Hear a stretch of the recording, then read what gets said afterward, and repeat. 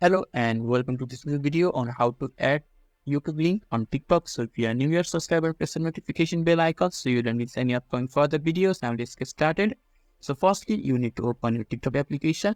It is available in both Play Store as well as the App Store. And when the TikTok application is opened, you just have to look in the bottom taskbar, and in the right side, there is a profile option. Just click on the profile and your profile will be opened.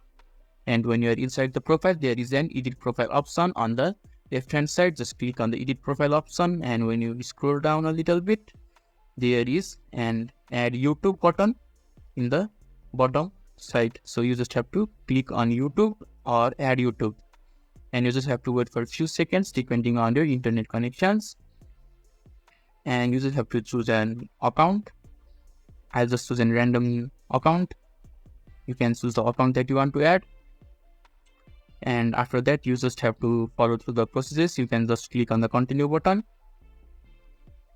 And as you can see, you are able to add an YouTube link in your profile. So this is how you can easily add YouTube link on TikTok. So if this video is helpful to you, give a thumbs up button. Thank you.